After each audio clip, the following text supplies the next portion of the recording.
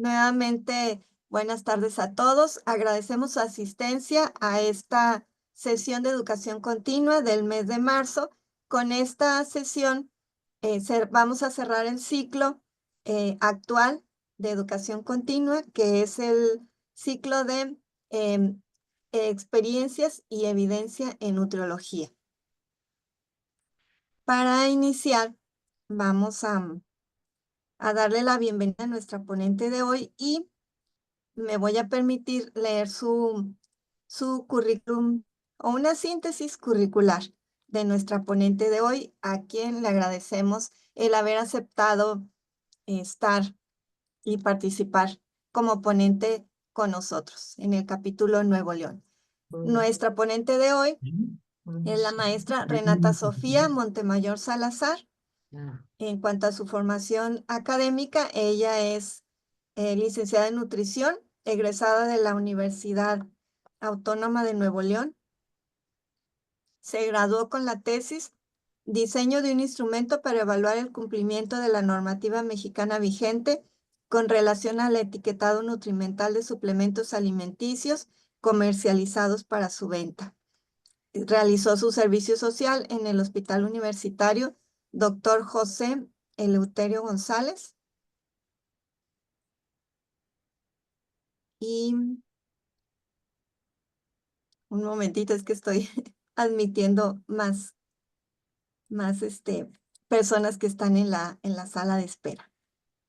Y bueno, realizó su servicio social en el Hospital Universitario Dr. José Eleuterio González en la unidad de hígado.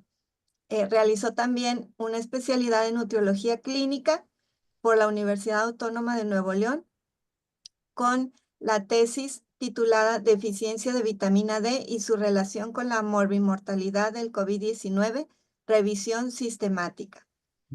Actualmente está cursando la maestría en Ciencias de la Salud en el campo Epidemiología Clínica y está a punto de terminar la maestría con la tesis Asociación entre el aporte de sodio total y la concentración de la aldosterona sérica en pacientes adultos hospitalizados en el Instituto Nacional, en el Instituto Nacional de Ciencias Médicas y de la Nutrición, Salvador Subirá.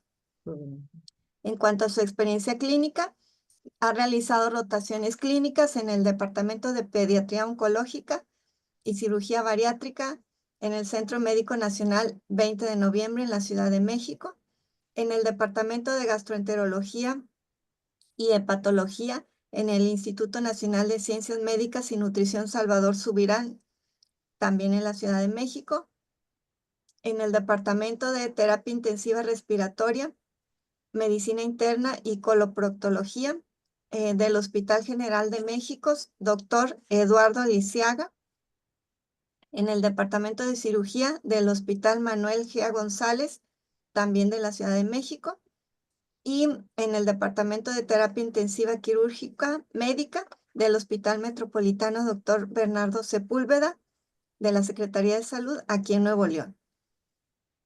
Ha obtenido el reconocimiento por trayectoria sobresaliente por distinción en investigación con el proyecto Diseño de un instrumento para evaluar el cumplimiento de la normativa mexicana vigente con relación al etiquetado nutrimental de suplementos alimenticios comercializados para su venta por la Universidad Autónoma de Nuevo León. Y es autora de 2 capítulos del libro Nutrición en el paciente crítico, Archivos del paciente crítico, de Editorial Prado, que son el capítulo 23, Pacientes con enfermedades hepáticas, y el capítulo 35, Paciente crítico con obesidad. La maestra Renata Sofía. Hola, ¿me escuchan? Sí. Hola, mucho gusto. La maestra Renata Sofía domina el idioma inglés como información adicional y en el nivel básico también el coreano. Entonces, Gracias por esta información extra. hoy la maestra Renata Gracias. Sofía nos va a presentar su conferencia titulada Estrategias nutricionales para prevenir la sarcopenia en el paciente adulto mayor. Gracias, Gracias. maestra, y adelante. Gracias, gracias. Muchas gracias por la introducción. Y de hecho, algo curioso es que hay muchos estudios asiáticos que hacen en sarcopenia, entonces ahí se podría justificar el estudio de este idioma. Bueno, vamos a empezar con la plática del día de hoy. Mucho gusto a todos. Gracias por estar aquí presentes. Vamos a ver las estrategias nutricionales para prevenir la sarcopenia en el adulto mayor. Ok. Quiero más que todo como aclarar un poquito que la definición de sarcopenia, porque sabemos que la sarcopenia se puede relacionar también con la caquexia. Entonces, esta imagen más que todo yo la puse porque aquí vamos a ver lo que es la sarcopenia y lo que es la desnutrición y la diferencia de la caquexia. Por ejemplo, sabemos que la desnutrición, los criterios más establecidos hasta ahorita son los criterios GLIM. Ocurre por una desregulación metabólica y la decomposición corporal. La desnutrición, pues sabemos que causa una pérdida de peso, un MC bajo, una disminución de la ingesta de alimentos y una inflamación. Ahora, cuando tenemos un estado de caquexia, es aquí donde hay una enfermedad muy grave, por ejemplo, el cáncer, ¿no? O también puede causar caquexia en pacientes que tienen enfermedad renal crónica. La caquexia se caracteriza de igual forma por una pérdida de peso y por un bajo IMC, la baja fuerza muscular, la fatiga, la debilidad y los cambios químicos anormales que se pueden presentar. Ahora, la sarcopenia, que ahorita vamos a ver cuál es la definición establecida, se define como una función muscular reducida y un rendimiento físico reducido.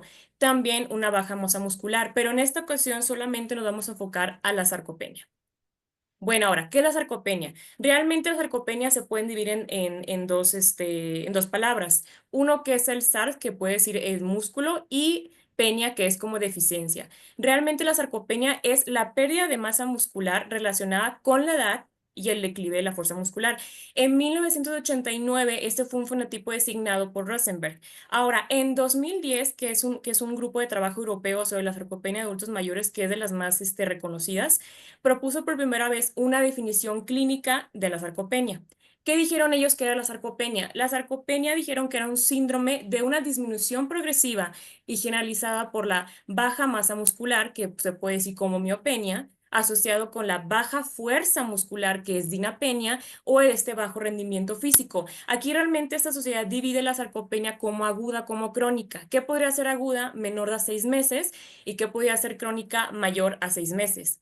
Ahora, también en el 2019 realmente toda esta definición de sarcopenia se ha ido como actualizando, pero en el 2019 esta ciudad europea dejó claro dos cosas. Una, que la sarcopenia deja de considerarse solamente un síndrome geriátrico para realmente abordarse como una enfermedad del músculo esquelético. Y es algo muy importante que quiero aclarar. Y la sarcopenia no siempre va a estar asociada al envejecimiento. Ya incluso puede haber sarcopenia en personas incluso más jóvenes que son sedentarios. Ahora, otra idea que ellos dijeron en 2019 fue que la afectación del rendimiento físico o la capacidad funcional realmente ahora es un criterio que nos mide la gravedad de la sarcopenia. Anteriormente la sarcopenia se definía con la baja fuerza muscular y la baja masa muscular, pero ahora realmente se toma muchísimo más en cuenta en el rendimiento físico que tiene esta persona para realizar cualquier cosa.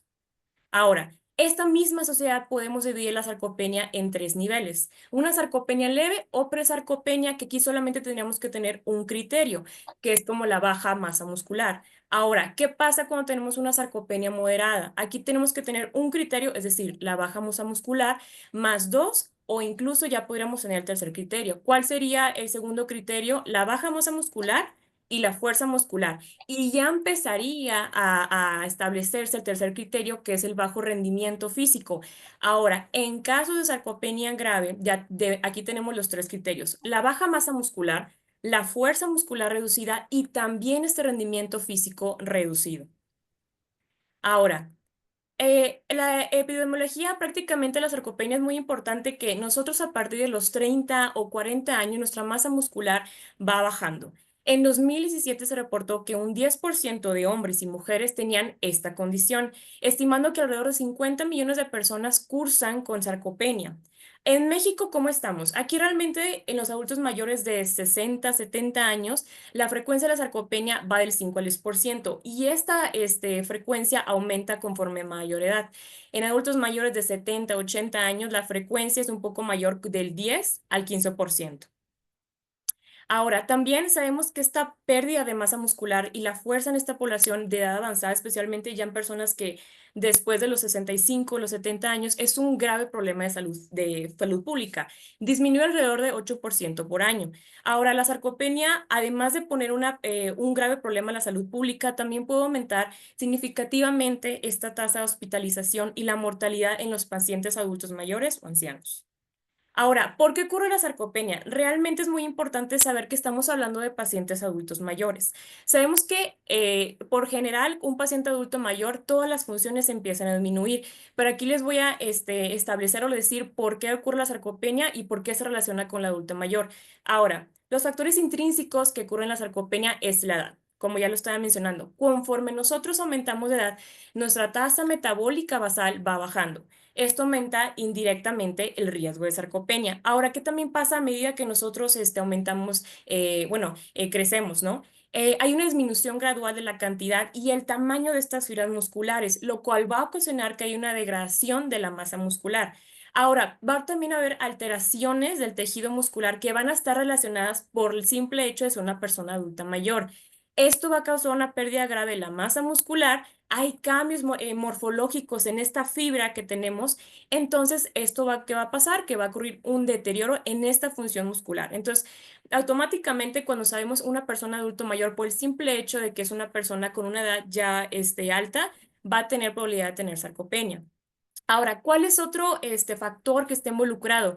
Los cambios hormonales. En las personas adultas mayores, realmente las hormonas ya no se van a comportar como antes, van a bajar los niveles hormonales. Hay desequilibrios de ese sistema endocrino, el músculo esquelético empieza a experimentar envejecimiento, hay unas especies reactivas de oxígeno que esto hacen que haya mucho estrés oxidativo en el cuerpo. Incluso esto se relaciona con que podamos tener una microbiota intestinal o una disbiosis intestinal, ya haya mayor aumento de estas bacterias que realmente no van a ser beneficiosas para este adulto mayor. Y de hecho se ha relacionado incluso en una disbiosis intestinal en que un paciente pueda tener sarcopenia. ¿Qué también pasa con estos cambios hormonales? Hay una inflamación crónica, es decir, hay citoquinas proinflamatorias, factor de necrosis tumoral alfa, interleucina 6, aumenta la proteína reactiva, el PCR, que esto obviamente va a causar que también haya mayor pérdida muscular. ¿Qué también pasa como cambios hormonales? Pues la disminución de la masa y la fuerza muscular. Ahora, también algo muy importante que a medida que los adultos mayores crecen, por ejemplo, los adultos mayores hombres, la testosterona está disminuyendo y también en las mujeres el estrógeno disminuye. Es por eso que las mujeres, cuando empiezan a presentar la menopausia, bajan sus niveles de estrógeno y el estrógeno bajo se relaciona a que la mujer pueda tener sarcopenia. Ahora que también la degeneración del sistema neuromuscular. Sabemos que los adultos mayores tienen un aumento muy grande en riesgo de caídas. Hay fracturas óseas en las caderas, en la columna vertebral y las muñecas. Cuando ya tenemos una fractura, realmente ya es muy difícil que el paciente, este adulto mayor, pueda volver, por ejemplo, a hacer las actividades que tenía antes. Por ejemplo, hay algunos que se recuperan prácticamente de la cirugía de cadera después de una fractura, debido a una caída. Pero es muy importante tomar en cuenta que solo este 20% puede caminar de nuevo de forma independiente. Entonces, realmente ya cuando hay una fractura, ya es muy difícil que este paciente adulto mayor pueda valerse por sí mismo en cuanto a caminar o hacer actividades por sí solo. Otro factor es que la redistribución tejido adiposo. Es muy importante saber que a medida que nosotros envejecemos, el tejido adiposo subcutáneo, el que está alrededor del cuerpo, disminuye gradualmente. Ahora, también hay adultos mayores que pueden tener obesidad, pueden tener una grasa visceral aumentada, los adipocitos, los lípidos se empiezan a acumular en este músculo. Este es un nombre llamado la miostatosis. Pero también algo que quiero aclarar es que sí los adultos mayores pueden tener obesidad, pero realmente esta grasa corporal total aumenta con la edad y alcanza una meseta, pero luego comienza a disminuir gradualmente. No sé si ustedes han visto que hay pacientes adultos mayores a partir de los 60, los 70 años que podrían tener obesidad, pero a partir de los 70 años ellos empiezan a bajar de peso. Entonces, aquí es muy importante que lo vamos a hablar más adelante, como si damos unas calorías o restricción, cuánto es lo que hay que dar. Bueno, y otra cosa, un factor extrínseco es la inactividad física. Esa es la principal razón por la que hay la pérdida de la masa muscular y de la fuerza. Realmente la masa muscular, y de hecho hay unas fibras muy importantes que son las fibras tipo 2, disminuyen naturalmente con la edad. Entonces, el riesgo de sarcopenia se puede reducir eficazmente realizando actividades físicas. ¿Qué también pasa cuando nosotros no hacemos ejercicio o cuando hay sedentarismo? Hay una estimulación muscular insuficiente, hay una desaceleración en la síntesis de proteínas y por ende va a disminuir la masa muscular, que también puede causar que un paciente adulto mayor o que cualquier persona no pueda hacer actividad física. Por ejemplo, también puede ser las condiciones climáticas o una persona donde vive. Por ejemplo, hay condiciones en donde hace, por ejemplo, mucho calor en diferentes ciudades o mucho frío. Entonces, esto hace que la gente a lo mejor no quiera salir al aire libre, a caminar, a correr, entre otras cosas, ¿no? Entonces, esto obviamente va a causar una disminución de la actividad física. Hay otra cuestión que quería comentar, es que también, si hay que hay nutriólogos presentes, sabemos que los pacientes hospitalizados, sobre todo que salen después de una cirugía, realmente no se mueven. Entonces, esto causa que hay una inactividad física y largas estancias de hospitalización van a causar que el paciente pueda tener sarcopenia. Ahora, ¿cómo se diagnostica la sarcopenia? Como habíamos dicho, realmente hasta la fecha todavía se sigue este debate de qué es la sarcopenia, cómo se diagnostica, cuál es la definición bien establecida, ¿no? Realmente todavía no hay un consenso muy característico del diagnóstico, pero bueno, en la actualidad se sabe que el diagnóstico proviene de dos cosas, de la fuerza muscular y el rendimiento. Hay herramientas en la práctica clínica, que aquí tenemos el dinamómetro, que es un aparato que mide la fuerza muscular. Y ahorita vamos a ver este procedimiento, que son una serie de ejercicios que hacemos para ver si el paciente, por ejemplo, si juntamos los pies, si dura 10 segundos en esa posición, después cambiamos de posición de pies, si tiene que durar 10 segundos, entre otras cosas. También hacemos una prueba que es la velocidad de la marcha, en la que tiene que caminar 4 metros y contamos el tiempo en el que el paciente caminó esos 4 metros. Y otro, este estudio que es prácticamente son sentadillas, el paciente tiene que pararse y sentarse 5 veces y nosotros con un cronómetro vamos a contar el tiempo que se tardó, ¿ok? Bueno, ahora, ¿cómo se diagnostica la sarcopenia? Esta es una imagen que viene en un artículo que realmente sabemos que hay una búsqueda, ¿no? Hay tamizajes o hay encuestas que podríamos nosotros decir, probablemente esto me va a diagnosticar la sarcopenia, pero no es suficiente. Por ejemplo, el número uno tenemos la búsqueda, que es este cuestionario que es SARC-F. Si sale negativo, bueno, ya, no, el paciente no tiene sarcopenia, pero si sale positivo, seguimos al paso número dos, que ahora es la evaluación de la fuerza muscular con la dinamometría y la prueba de soporte de silla que ahorita vimos. Si está normal, no hay sarcopenia, pero si vemos que estas pruebas salieron bajos y el paciente tardó muchos segundos, incluso minutos en caminar o en hacer estas 5 sentadillas, ya hay una sospecha de sarcopenia. Ahora, ¿qué hay que hacer después? Hay que evaluar la probable etiología de la sarcopenia y hay que ver también, sobre todo, cómo vamos nosotros a empezar a hacer una intervención nutricional. Ya realmente, ¿cómo lo vamos a confirmar? Pues hay diferentes métodos para diagnosticar, bueno, para ver la masa muscular. Tenemos el DEXA, la resonancia magnética, también tenemos una prueba de soporte en silla. Ahora, cuando realmente ya confirmamos mediante estudios de imagen que hay una baja masa muscular, ya podemos decir que la sarcopenia está confirmada. Y si nosotros queremos ver la severidad de esta sarcopenia, hay que hacer estas pruebas de funcionalidad que ahorita vamos a ver a continuación.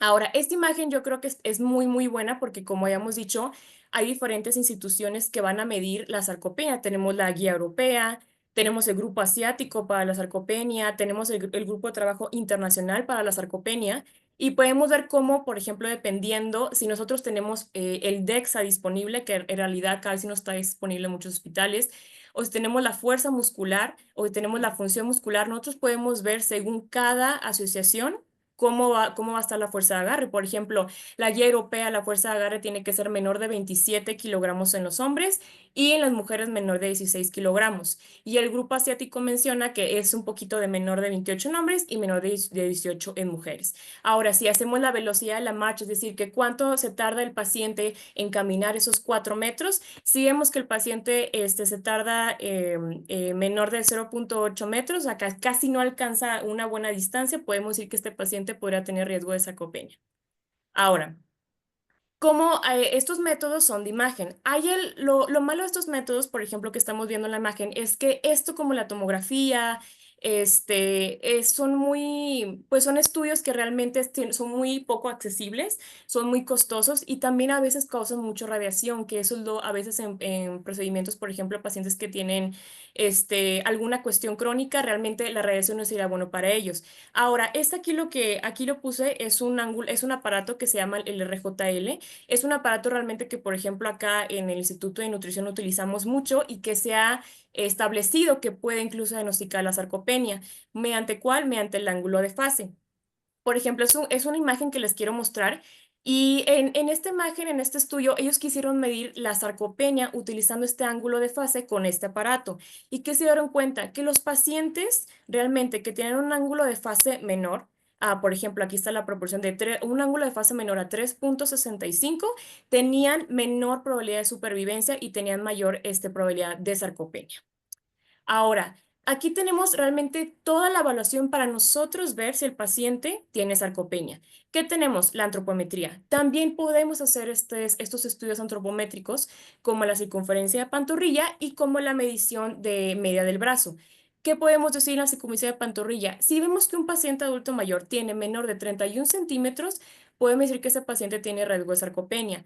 ¿Y qué pasa con la circunferencia media de brazo? Si tenemos menos de 22 centímetros en mujeres y menos de 23 centímetros en hombres, podemos decir que este paciente adulto mayor ya está perdiendo masa muscular. Otra cosa que es muy importante tomar en cuenta es el examen físico. El examen físico creo que es uno de los métodos más utilizados en Estados Unidos, porque aquí prácticamente lo que queremos ver es cómo está la masa muscular y la masa grasa en este paciente. Realmente cuando vemos un paciente adulto mayor, no sé si ustedes en hospitalización lo han visto, empiezan a perder esta grasa subcutánea, empiezan a perder también en las costillas, en el temple, hay pérdida de masa en los cuádriceps, también por ejemplo aquí en la mano se empieza a perder esta grasa que se encuentra de la depresión de músculo interóseo. Ahora, como ya lo habíamos visto, ¿cuál es un enfoque para la evaluación de la función muscular? La fuerza muscular, que es la fuerza de agarre y es la flexión y la extensión de la rodilla. ¿Cuál otro también podemos tomar en cuenta? El rendimiento físico. Como ya habíamos dicho, la prueba de estos 10 segundos, que prácticamente vamos a poner al paciente en estas tres posiciones y el paciente tiene que estar en estas tres posiciones 10 segundos. Otra es la prueba de balance. Otra es la prueba de tiempo y marcha, que aquí el paciente le vamos a decir, camine 3 metros, dése la vuelta y regrese y siéntese en la silla. Ahí vamos a contar con el cronómetro cuántos segundos fueron. Otros es las sentadillas, que tiene que ser 5 sentadillas el paciente en la silla y nosotros vamos a contar cuánto se tardó el paciente. Otro, la velocidad de carrera, que como le había comentado, en 4 metros nosotros vamos a ver cuánto segundo tardó el paciente en poder caminar esos 4 metros. Ahora, en esta imagen también o sea, lo que quiero ver es, bueno, lo que quiero mostrar es prácticamente cómo nosotros, si medimos la circunferencia media de brazo, vean aquí cómo a menor circunferencia media de brazo, estos pacientes resultaba que tenían una sarcopenia severa, que era menor de 25, perdón, centímetros. Ahora, en la circunferencia en pantorrilla, vean cómo aquí los pacientes que tenían sarcopenia severa tener una circunferencia de pantorrilla menor a 34 centímetros. Digo, estos estudios realmente son hechos en pues, estudios asiáticos, en estudios europeos. Sería muy interesante ver aquí estudios en México, nosotros sacar nuestras propias puntos de cohorte en pacientes adultos mayores mexicanos para ver nosotros cómo relacionamos la sarcopenia.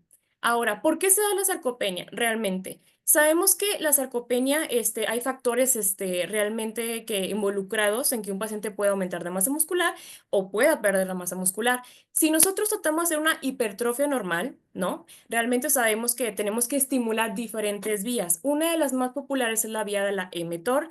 La hormona del crecimiento también nos ayuda a aumentar la masa muscular y también cuando hay buenos niveles de testosterona en los hombres, aumenta la masa muscular más fácil, ¿no? Y tenemos también niveles adecuados de insulina, esto va a hacer que nosotros podamos aumentar la masa muscular de forma normal y podemos tener una síntesis proteica muscular adecuada. ¿Qué pasa cuando no podemos aumentar de masa muscular o en estos pacientes adultos mayores como todas las hormonas disminuyen, entre otras cosas? ¿Qué va a pasar? Pues obviamente no vamos a tener esta vía de mTOR que es la encargada de hacer la síntesis de proteínas y aumentar la masa muscular, va a estar disminuida. Va a estar disminuida la hormona del crecimiento, vamos a tener niveles bajos de testosterona y va a haber también mayor inflamación. Entonces, estos tipos de factores va a hacer que un paciente pierda masa muscular y pierda fuerza muscular. Ahora, también como lo había comentado, hay factores inflamatorios, el factor necrosis tumoral alfa, la angiotensina 6, que estos son muy catabólicos y sobre todo en pacientes que tienen enfermedades crónicas, esto realmente va a hacer que haya un catabolismo proteico y el músculo se empiece a atrofiar. También como lo hemos visto que con la distribución de la grasa, a medida que se envejece, aumenta la grasa, el nivel de colesterol libre, los ácidos grasos aumentan. Entonces, esto causa factores proinflamatorios que igual se relacionan con la aparición de sarcopenia y con la atrofia muscular. Y también, como le hemos comentado, a medida que envejecemos empieza a haber mayor especies reactivas de oxígeno, mayor estrés oxidativo en estas células musculares. Entonces, realmente esto causa el estrés oxidativo y de igual forma volvemos a la atrofia muscular y al catabolismo proteico. Ahora, algo que quise aquí hablar es cómo estamos en la sarcopenia, pero en las comorbilidades. ¿Qué va a pasar en pacientes que tienen, por ejemplo, adultos mayores que ya la diabetes mellitus es una comorbilidad muy, muy frecuente en adultos mayores? ¿Qué va a pasar aquí? Sabemos que la insulina controla el metabolismo y la función principal es prácticamente promover la síntesis de proteínas, el crecimiento muscular y también sabemos que la insulina, bueno, el tejido muscular absorbe el 75% de insulina. Y también se utiliza para la glucosa, y es muy importante, perdón, comentar que el tejido muscular, por eso es muy importante estimular este tejido muscular, que el tejido muscular requiere de la glucosa, ¿no? Ahora, ¿qué va a pasar en la diabetes mellitus tipo 2? Que hay una resistencia a la insulina. El azúcar, como sabemos, en sangre no puede entrar de forma eficaz a ese tejido muscular. Entonces, estas células musculares empiezan a tener alteraciones de la insulina. Entonces, por ende, no se va a absorber la glucosa adecuadamente. Esto va a conducir que hay una atrofia y una reducción muscular. Ahora, sabemos que la baja masa muscular puede provocar un trastorno en este control del azúcar en sangre y todavía puede agravar más el desarrollo de diabetes. Todos los factores que presenta la diabetes, como la hiperglucemia, la inflamación, el estrés oxidativo, afecta este metabolismo energético de estas células musculares porque altera este equilibrio entre la producción y la descomposición de glucógeno.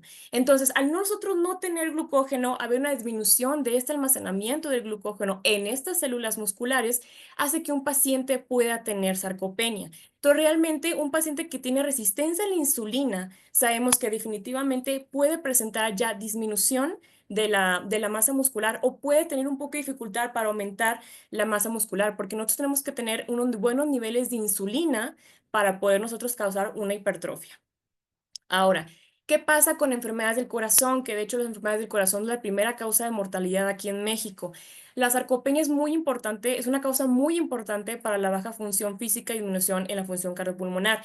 Pacientes adultos mayores con insuficiencia cardíaca definitivamente no pueden realizar ninguna actividad porque se cansan rápido.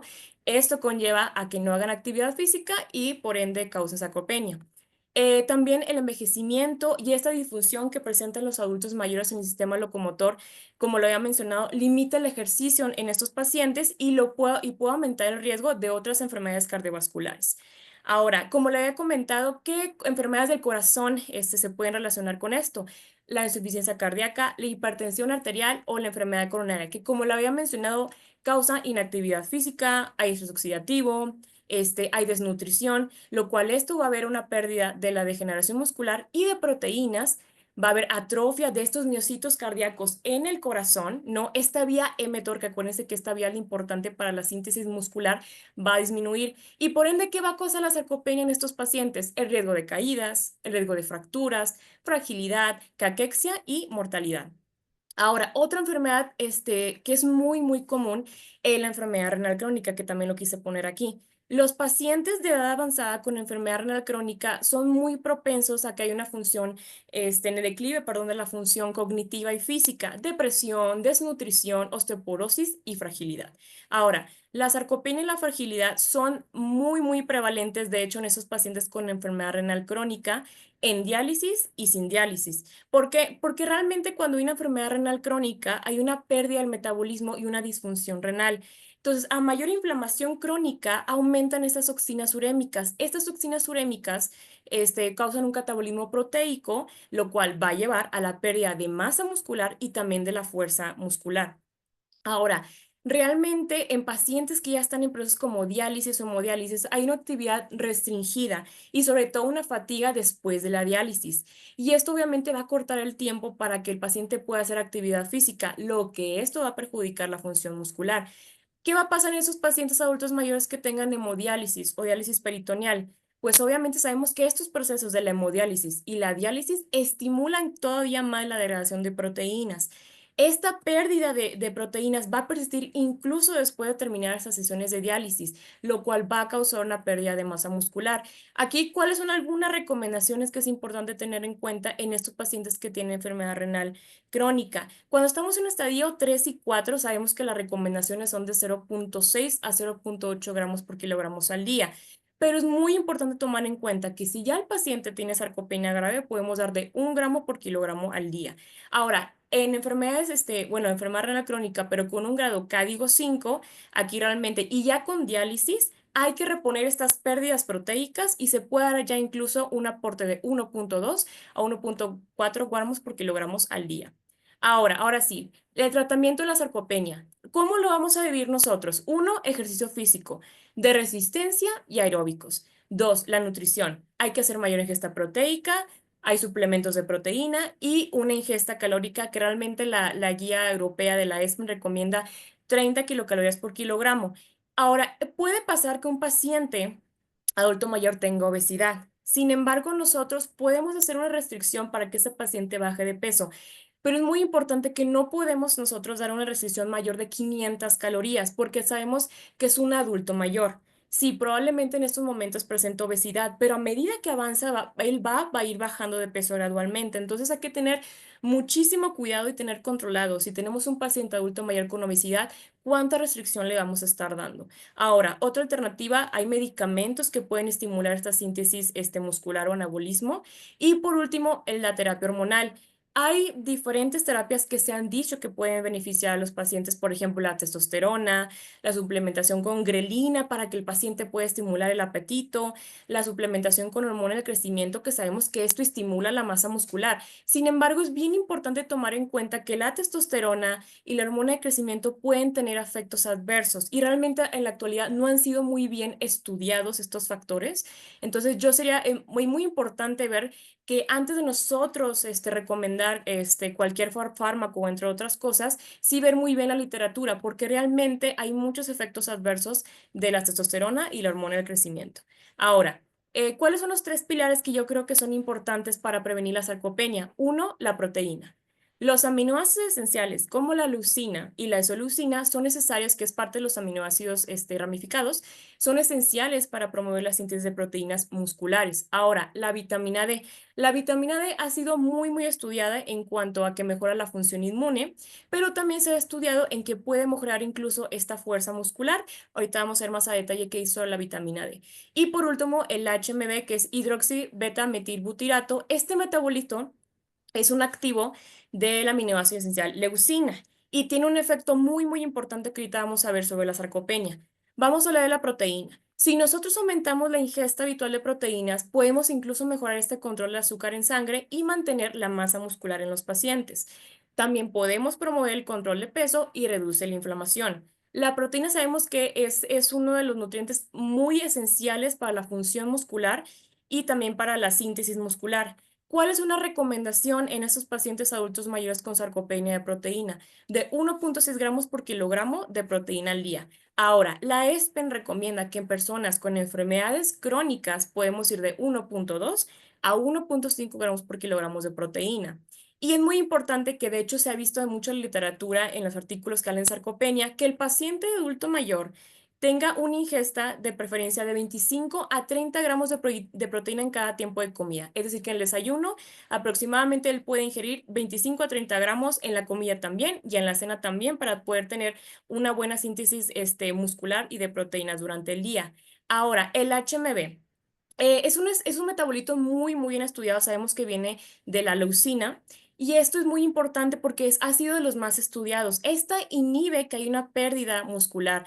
promueve la síntesis de proteínas musculares, mejora la inmunidad y reduce la inflamación y también lo que hace es que mejora la masa muscular magra, preserva la fuerza en estos pacientes y sobre todo en adultos mayores que también tienen sarcopenia o fragilidad que también se va a relacionar. Y estos son resultados que se han visto en el metaanálisis de este metabolito.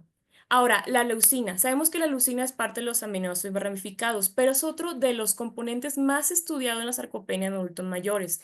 La ingesta continua de estos aminoácidos esenciales ricos en leucina se relaciona con dos mejoras. La masa muscular esquelética, la fuerza mejora, y la velocidad de la marcha en estas pruebas que anteriormente hablamos. Ahora, también la leucina es un importante regulador de esta vía de la síntesis proteica de la vía mTOR.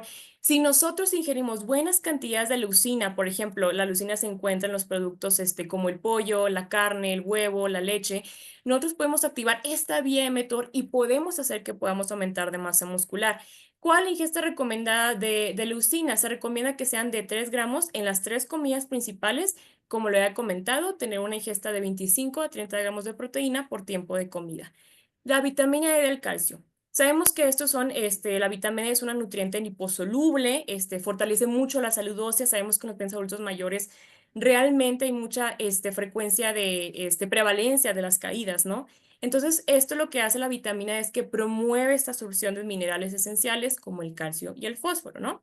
Ahora, en un estudio de casos y controles que se han hecho en estos pacientes, mostró que una deficiencia de vitamina D se asocia con mayor riesgo de sarcopenia. Y también, por ejemplo, la fuerza de agarre con el aparato que ahorita ya hemos visto que es la dinamometría, en los adultos mayores con un nivel bajo de vitamina D se reduce significativamente. Es decir, que nosotros tenemos pacientes y realmente es muy, muy común ver a pacientes con niveles bajos de vitamina D ya adultos mayores. Si nosotros no suplementamos, obviamente con estudios previamente, la vitamina D, vamos a hacer que el paciente no tenga mayor síntesis proteica muscular y que también tenga una fuerza de agarre mucho menor. Cuando juntamos lo que es el calcio con la vitamina D, podemos mejorar este rendimiento del músculo esquelético y reducir, sobre todo, lo más importante, la incidencia de caídas. ¿Qué hablamos de la suplementación? Ya lo había comentado. Hay que utilizar suplementos que tengan aminoácidos esenciales, ¿no? Agregar leucina en los alimentos proteicos naturales o estos suplementos de proteína. El omega 3 es otro componente muy bien estudiado, incluso en muchas enfermedades, porque es antiinflamatorio, mejora mucho la inmunidad. ¿Y qué se ha visto en estos pacientes con sarcopenia? Que el omega 3 incluso tiene un efecto directo en esta síntesis proteica muscular mediante esta activación de la vía mTOR, que sabemos que mTOR es la encargada de hacer este anabolismo muscular. ¿Y qué se recomienda? Los 2 gramos al día de omega 3 en mujeres mayores. Se ha visto que mejora la velocidad de la marcha, la fuerza muscular y la capacidad funcional en estas pacientes. Ahora, otro componente que se ha estudiado últimamente y realmente ha tenido muy buenos beneficios es la creatina. La creatina realmente, su función principal es prácticamente formar el ATP, ¿no? Y la creatina está muy bien reservada en el músculo esquelético y realmente la creatina la utilizamos en momentos de demanda energética y alta intensidad. Cuando nosotros envejecemos, al dejar realizar este tipo de actividades, se van a ver reducidas estas fibras musculares tipo 2. Estas fibras musculares tipo 2 son muy importantes porque debido a los esfuerzos físicos que cuando nosotros hacemos ejercicio reclutamos muchas fibras tipo 2. Pero ¿qué pasa cuando nosotros dejamos de hacer ejercicio? Estas fibras tipo 2 se van a reducir si no se van a estimular. Ahora, ¿qué también se puede hablar de la creatina? Realmente la creatina se produce en el cuerpo, pero hay ocasiones en donde esta síntesis endógena no es suficiente y por eso se tiene que suplementar. Ahora, ¿qué es alguna cantidad de creatina recomendada? Por ejemplo, creatina de 5 gramos al día es lo más recomendado, o 20 gramos al día, o 0,3 gramos por kilogramo del día durante 5 a 7 días. Sabemos que la creatina actúa mediante la acumulación. Ahora, no nada más hay recomendar la creatina y ya. La creatina sirve mucho para rendimiento físico, entonces de nada va a servir que nosotros recomendemos creatina si no estimulamos este músculo con ejercicio de resistencia muscular. Ahora, también las mejoras bioenergéticas que tiene la creatina es muy importante porque no nada más de que tiene beneficios en el músculo esquelético, también puede tener beneficios a nivel del corazón y a nivel del cerebro. Ahora, ¿Qué pasa en estos problemas adultos mayores que realmente ya tienen problemas dentales o que tienen problemas del apetito, que a veces no lo podemos alcanzar incluso con muchos alimentos, pero podemos utilizar pequeñas estrategias como suplementos y adicionar proteína? Por ejemplo, en las comidas lo que podemos hacer es incrementar la ingesta proteica mediante suplementos en polvo. Podemos hacer un batido proteico o incluso hay suplementos ya venden que es como casinato de calcio o proteína en polvo también, que es sin sabor y que se puede incluso adicionar al agua, al jugo, al té, a los caldos o a las sopas. Otra cosa muy importante que hay que tomar en cuenta es que también los problemas, bueno, los pacientes adultos mayores que tienen problemas dentales, es muy importante que nosotros estimulemos que puedan ingerir esos alimentos tratando de cambiar esta textura de los alimentos. Por ejemplo, hay que escoger alimentos de fácil masticación, huevo, yogur, puré o papillas. Y también es muy importante, incluso estos alimentos podemos adicionar proteína y esto obviamente va a ser algo muy bueno para ellos. Y también si vemos que estos pacientes a lo mejor no pueden ingerir grandes cantidades de comida en un solo tiempo de comida, hay que empezar a fraccionar los alimentos. Y en ese pequeño fraccionamiento de alimentos nosotros podemos adicionar con proteína a lo mejor, definitivamente es lo que a veces lo que recomiendo. Hay que aprovechar esas oportunidades donde el paciente está comiendo y nosotros adicionar esta proteína en polvo para que el paciente pueda ingerir un poquito más, de proteína. Ahora, el entrenamiento de fuerza. Realmente el entrenamiento de fuerza es muy, muy importante para prevenir la sarcopenia. Mejora la potencia, la hipertrofia y la resistencia muscular. Realmente, ¿qué va a causar el entrenamiento de fuerza? Nosotros que estimulemos esta masa muscular, va a mejorar la densidad mineral ósea, es decir, evita el riesgo de caídas, va a haber una regulación de la hormona del crecimiento, de la glucosa en sangre y sobre todo va a haber menor fragilidad y mejora la funcionalidad en estos pacientes. Ahora, en esta imagen les quiero mostrar cómo en varios estudios ellos han relacionado o cómo se han asociado positivamente, por ejemplo, una ingesta proteica en pacientes con, por ejemplo, diabetes mellitus tipo 2, realmente se dieron cuenta que sí estaba muy bien asociado positivamente a que el paciente reduciera la sarcopenia. También se ha estudiado la dieta mediterránea, por ejemplo, en pacientes que tienen afecciones cardiovasculares y mencionan que realmente también se asoció positivamente en esta velocidad de la marcha. Ahora, aquí como le hemos visto, el entrenamiento de fuerza y también, por ejemplo, entrenamiento de fuerza junto con ejercicio aeróbico realmente que se dieron cuenta que en pacientes con diabetes mellitus tipo 2 disminuyó la glucosa en sangre y realmente es significativamente mejor porque hace que los pacientes adultos mayores mantengan un mejor balance, por ejemplo, que también tengan mayor capacidad funcional, entre otras cosas. Esta imagen me gustó muchísimo porque realmente aquí explica todo lo que pasa, por ejemplo, cuando tenemos un comportamiento sedentario, mayor inflamación, mayor resistencia a la insulina. ¿Qué pasa cuando nosotros hacemos ejercicios cardiovasculares? Disminuye esta inflamación, mejora la composición corporal. ¿Y qué pasa si nosotros mezclamos lo que es el ejercicio de fuerza muscular con el cardiovascular? Estos efectos beneficiosos se potencian, reduce la inflamación, mejora aún más la composición corporal y disminuye aún más esta resistencia a la insulina.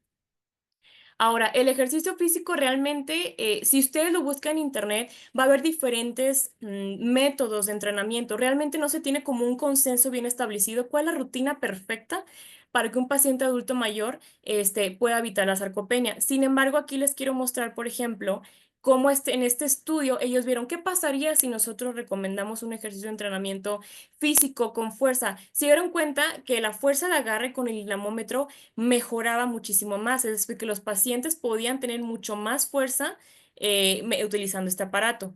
Que también se dieron cuenta que la masa muscular, cuando hicieron ejercicios de fuerza, la masa muscular incluso aumentó. Ahora, ¿qué es a lo mejor que se puede recomendar? Porque a veces puede ser que con pesos muy altos como mancuernas, pues los pacientes a lo mejor pueden batallar un poco. Realmente aquí lo que recomiendan es una intensidad moderada, perdón, con bandas elásticas, ¿no? Pueden ser, y realmente es un entrenamiento, se recomienda de 12 semanas para que nosotros podamos ver los beneficios de esto. 3 veces por semana está bien para hacer ejercicios de fuerza de 40 a 60 minutos y pueden ser de 8 a 10 ejercicios dirigidos a principales grupos musculares y realmente realizando de 8 a 12 repeticiones por ejercicio. Pero esto realmente ya es este trabajo de un entrenador personal que esté supervisado, que esté especializado en pacientes adultos mayores. Otra cosa muy importante que quiero aclarar es que el ejercicio físico no es viable para todos. ¿Por qué? Porque los pacientes que ya tienen sarcopenia grave, que tienen fragilidad severa, que tienen fracturas de cadera, enfermedades, por ejemplo, neuromusculares congénitas, Parkinson, Alzheimer, y aquellos que están en terapia intensiva no pueden aprovechar estos beneficios del ejercicio regular. Incluso se ha estudiado algunos fármacos que pueden como actuar como miméticos del ejercicio o como lo pueden decir ejercicio en pastillas. Porque ellos prácticamente recomiendan esto, porque ellos quieren para activar estas vías de señalización asociadas con el ejercicio. Sin embargo, aquí puso un signo de interrogación, porque esto apenas está estudiado, ¿no? Realmente nosotros sé que existen fármacos que pueden asimilar los efectos del ejercicio físico, pero realmente eso se sigue estudiando, por lo tanto no podemos recomendarlo. Ahora, como conclusiones generales para terminar esta plática, quiero aclarar 4 puntos. Uno, es muy importante que tenemos que entender que la pérdida de masa muscular va a disminuir con la edad y es un proceso casi fisiológico, pero puede evitarse o puede evitarse la mayor cantidad de mayor pérdida muscular si nosotros hacemos ejercicio de fuerza. Ahora, también es muy importante tener en cuenta que a medida que uno va creciendo de edad, hay una resistencia anabólica. Realmente nosotros a medida que crecemos ya no podemos crecer una cierta cantidad de masa muscular. Sin embargo, esto varía entre poblaciones. Realmente aquí lo importante es que nosotros hay que centrarnos en estas estrategias dietéticas, ¿no? ¿Qué podemos hacer para que el paciente pueda mejorar esta masa muscular en dado caso a lo mejor que no pueda hacer entrenamiento de fuerza? Dar aportes de proteína para maximizar este anabolismo. Ahora, nutrientes clave, proteínas, aminoácidos ramificados, vitamina D, omega 3, el HMB y los polifenoles ayudan mucho a la salud muscular y a la recuperación y definitivamente van a mejorar esta también función inmunológica. Ahora, y lo más importante que aquí quiero aclarar, cada paciente es totalmente diferente. Siempre nosotros tenemos que personalizar a cada paciente. Realmente es algo que es muy importante ver. Nosotros podemos recomendar proteína, ejercicio, entre otras cosas, pero sabemos que los adultos mayores en muchas ocasiones se encuentran en asilos, o en muchas ocasiones no tienen este apoyo familiar y están solos. Entonces realmente tenemos que pensar, realmente si yo le doy estas recomendaciones a mi paciente, lo va a hacer, ¿quién lo va a apoyar? ¿Quién le va a preparar los alimentos? ¿Quién lo va a llevar a las clases de rehabilitación? Entonces yo creo que por eso es muy importante siempre individualizar cada paciente que nosotros tenemos, porque de eso va a depender cómo nosotros vamos a utilizar estrategias para que ese paciente, a pesar de no tener ese tipo de cuestiones o el apoyo, podamos hacer que disminuya esta sarcopenia.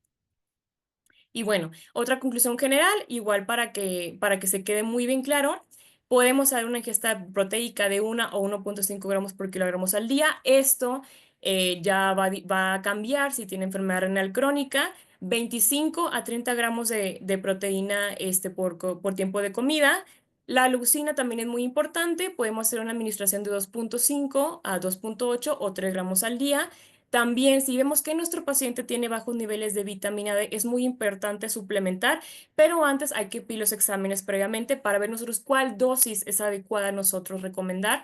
Y también si vemos que el paciente tiene una baja ingesta, por ejemplo, de alimentos que puedan tener omega 3, hay que empezar a suplementar con omega 3. Podemos empezar con una dosis mayor de 500 o si no, la dosis recomendada que es 2 gramos. Y bueno, por mi parte sería todo y estoy abierta a preguntas. Gracias, gracias, maestra. Eh, Renata Sofía. Bueno, no sé cómo te gusta más que te digan si Renata o Sofía. Renata está bien. Muy bien. Sí, pues mira, sí tenemos varios comentarios Claro, claro. y preguntas. La maestra Connie Arellano dice, felicidades Renata, un orgullo haber sido tu maestra. Felipe Ángel, Hola. sí, Hola, Felipe hola. Montemayor dice, felicidades Renata, saludos desde Monterrey. Gaby dice, gracias Renata, un par de preguntas. La primera, ¿qué tanto afecta la carga genética? Ujú. Ok, Y ok, bueno, ajá. si quieres contestar primero eso. Bueno. Realmente la carga genética, ha sido, sí puede afectar, o sea, realmente en las poblaciones adultas mayores se ha investigado qué factores genéticos pueden interferir y sí se ha visto que hay ciertos factores genéticos que pueden hacer que un paciente o que una persona en condiciones normales pueda aumentar cierta cantidad de masa muscular o cierta cantidad de fuerza muscular.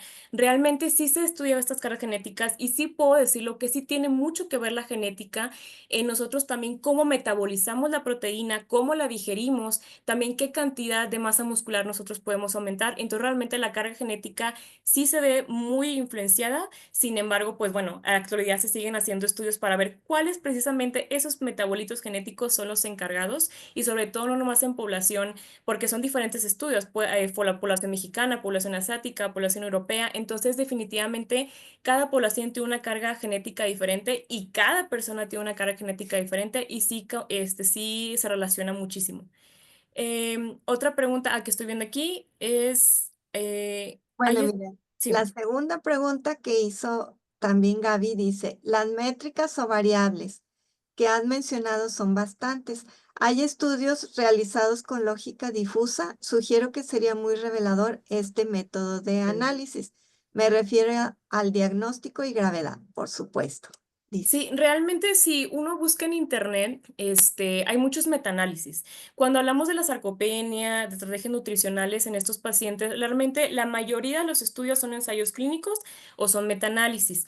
Ahora, en los metaanálisis también es importante, bueno, si sabemos un poco cómo leer esos artículos o metaanálisis, es muy importante tener en cuenta que el metaanálisis te puede decir, por ejemplo, una recomendación, pero siempre también nosotros, además de ver esa recomendación, es muy importante arrojarla a nuestra población o arrojarla a nuestro paciente. Realmente, por ejemplo, por ejemplo, lo que más problema o ruido causa es la definición de sarcopenia, porque la más utilizada es por la guía europea, ¿no? Pero tenemos también estas guías asiáticas.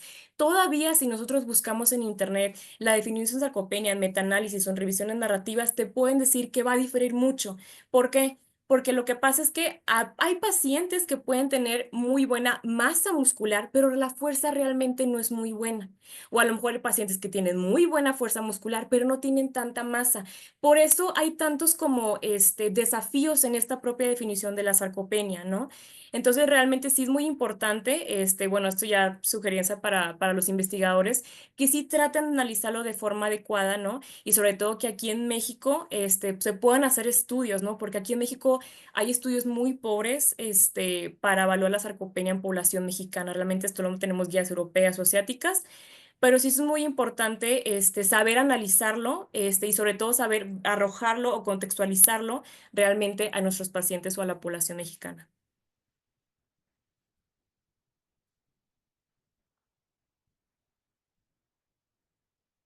No la escucho.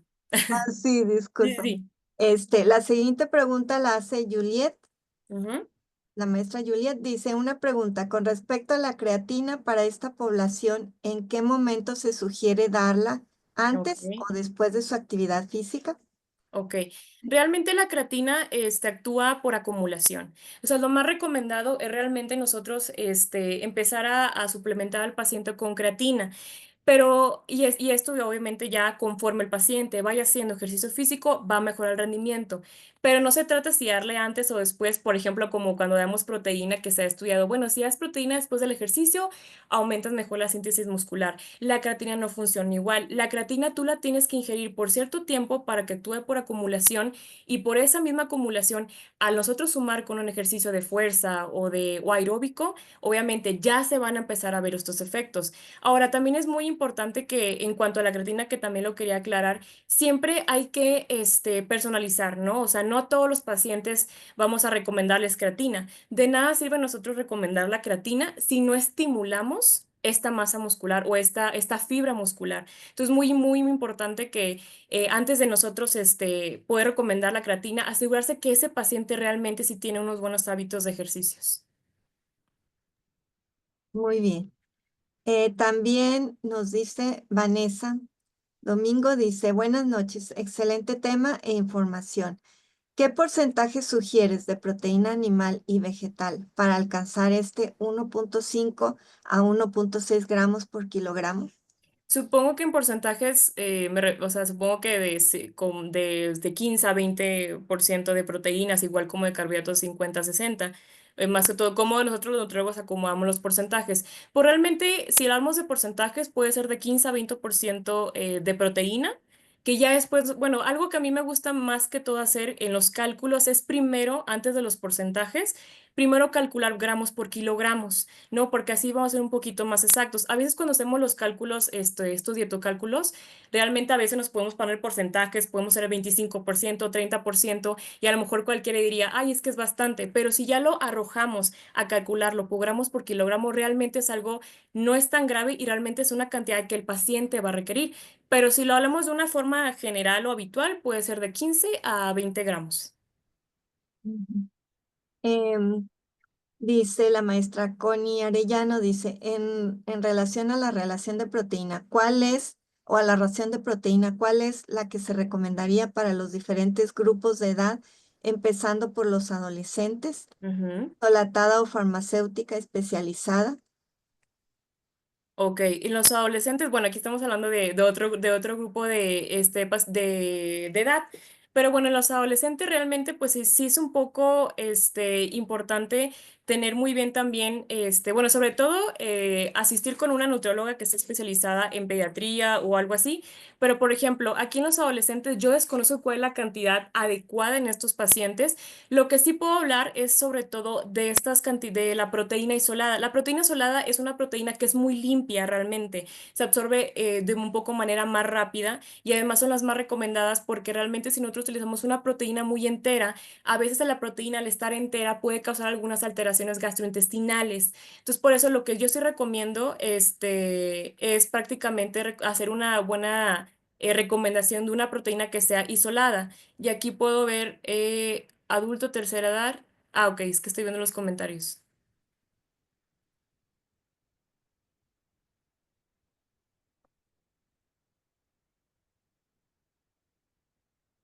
Ok.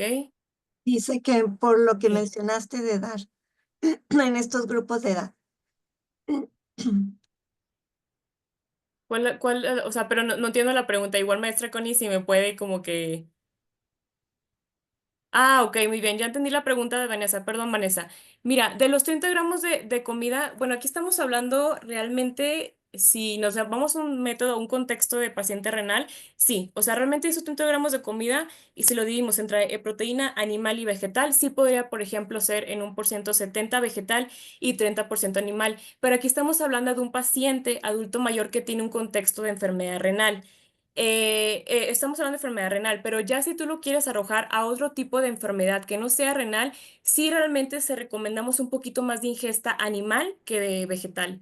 Entonces, esa información que tú pones, 70% vegetal y 30 animal, es una recomendación que se da en pacientes con enfermedad renal, o sea, obviamente con sarcopenia, y adulto mayor.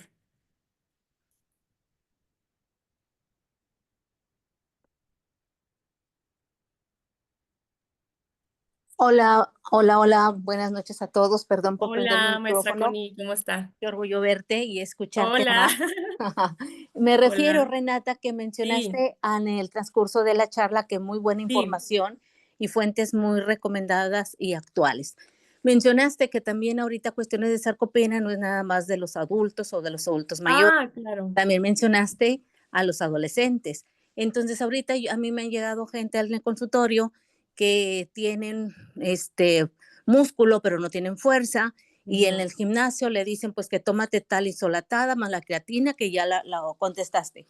La ujú. respuesta es a estos chicos que tienen sarcopenia, se les puede dar isolatada o proteínas farmacéuticas. Ya ves que cuando hay problemas renales, hay algunas proteínas recomendadas Sí. para ellos. Sí, sí, sí. Bueno, yo sugiero en este tipo de niños que son adolescentes definitivamente la isolatada. O sea, siento que cae un poquito mejor al estómago, se digiere un poquito mejor, entonces yo definitivamente siento que a estos pacientes que son adolescentes sí les caería mejor esta isolatada. Digo, Gracias. estamos hablando de un Un contexto, un placer paciente escuchar adolescente sin nuevamente. enfermedad. Sí, sí, sí. Sí, muy bien. También tenemos otra pregunta de Ujú. Diego Montemayor que dice, yo tomo proteínas la aislada de suero sin Me carbs encanta. después de hacer cardio en las mañanas y creatina 1 hora antes de entrenar con pesas por la tarde. ¿Lo estoy haciendo bien? Sí, lo está haciendo muy bien. Es muy importante, sobre todo, bueno, aquí tenemos 2 recomendaciones muy importantes, ¿no? Que es la proteína aislada de suero y también la creatina. Entonces, realmente con estos dos componentes, pues vamos a seguir manteniendo y preservando esta masa muscular, ¿no? Y sobre todo lo más importante, que no nada más lo estamos consumiendo, también estamos estimulando mediante el ejercicio. Entonces, realmente está bien. Muy bien esa recomendación. Muy bien, gracias. Ujú. Carmen Méndez dice, excelente ponente, maestra. Como comentario, es impresionante ver en los gimnasios a personas adultos mayores realizando ejercicios aeróbicos y de fuerza. Hoy me queda más claro el porqué de este cambio de estilo de vida. Sí, realmente a veces cuando vemos, no sé si en internet han visto videos de personas que tienen 65 años, 70 años, e incluso están haciendo CrossFit o están haciendo como que muchos entrenamientos realmente, y sí se puede, realmente sí se puede, pero también quiero comentar que es ese tipo de pacientes que no tienen enfermedades crónicas. O sea, realmente ya estamos hablando de otro tipo de historia cuando vemos a pacientes que ya tienen alguna comorbilidad grave, por ejemplo, que están hospitalizados.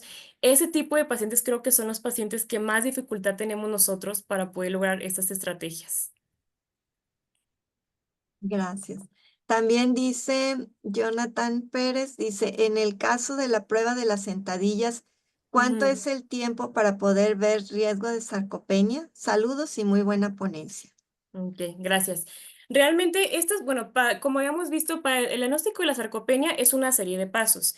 Primero, usualmente se recomienda esta encuesta que es el SARC. Después empieza a analizar estas pruebas como la dinamometría y la circunferencia media de brazo, la circunferencia de pantorrilla. Ahora, cuando ya realmente nosotros vemos que este paciente tiene una probable sarcopenia, realmente hacemos estos estudios como la velocidad de la marcha, el pararse y sentarse 5 veces y contar el cronómetro, el que el paciente camine y luego se dé una vuelta. Pero realmente para nosotros ver por el riesgo de sarcopenia, realmente nosotros anteriormente, primero hay que hacer ciertas evaluaciones. O incluso hay gente que se adelanta un poco, o sea, a veces también tenemos como la observación, si vemos un paciente ya adulto mayor, que se ve muy delgado, que probablemente se ve que ya tenga muy poca masa muscular, automáticamente, por ejemplo, yo lo que haría es hacer estas pruebas dinamometría, obviamente si se puede o si se tiene, sobre todo en un espacio, porque estas pruebas realmente a veces no son muy accesibles, no las podemos hacer, por ejemplo, en hospitalización a menos que traslademos al paciente a otro lugar para hacer estas pruebas. Este, yo sí le recomendaría hacerlas, ¿no? Y el riesgo de sarcopenia, pues desde antes tú ya tendrías que ver el riesgo, ¿no? Con estos, principalmente con la fuerza de muscular, que es la dinamometría, con métodos antropométricos, y ya en dado caso que tú veas una prueba de sarcopenia, ahora sí haces esta prueba de sentadillas. Si ves que el paciente se tarda mayor de 30 segundos en hacer estas 5 sentadillas, aquí ya puedes ver que el paciente en ti tiene una sarcopenia severa y una baja capacidad, de rendimiento físico. Muy bien, gracias. Pues creo que son todas las preguntas. Entonces, me voy a permitir compartir pantalla para hacerte la entrega de virtual de la constancia Ujú. de participación como ponente y la cual en un rato más te enviaremos por correo.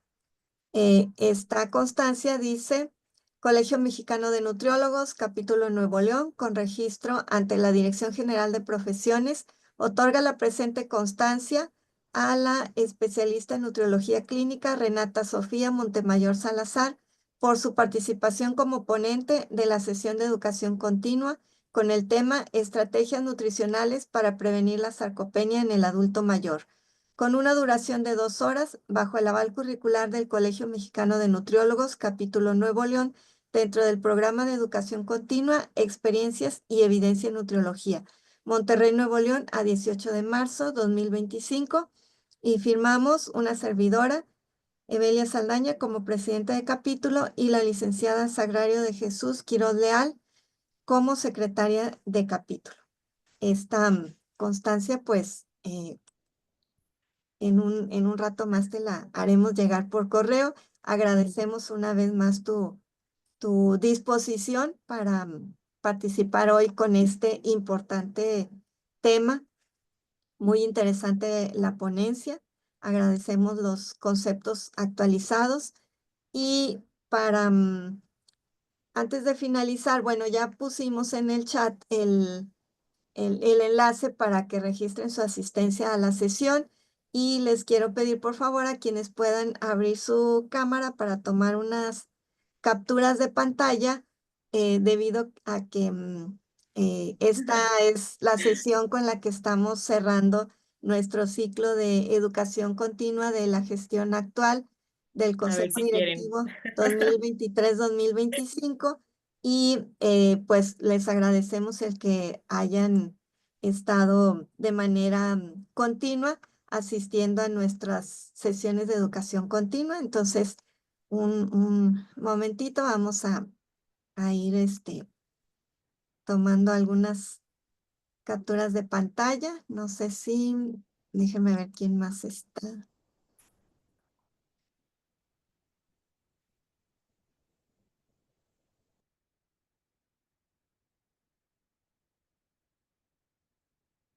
Para ir tomando las capturas.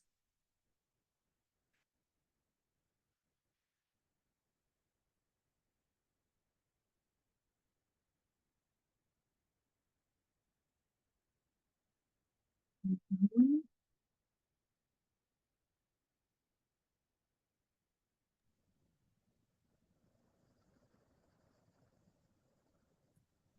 Segunda, ya casi terminamos. No, yo no estoy viendo, no estoy viendo quiénes están porque no sé qué le piqué aquí, pero ahora rato veo la foto. Felicidades, Renata. Hola, hola. Gracias, gracias.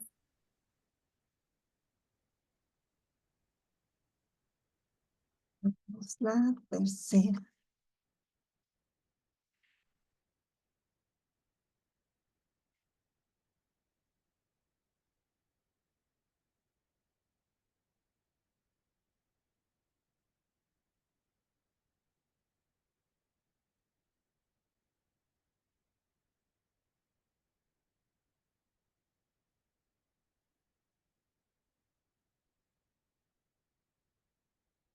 Listo.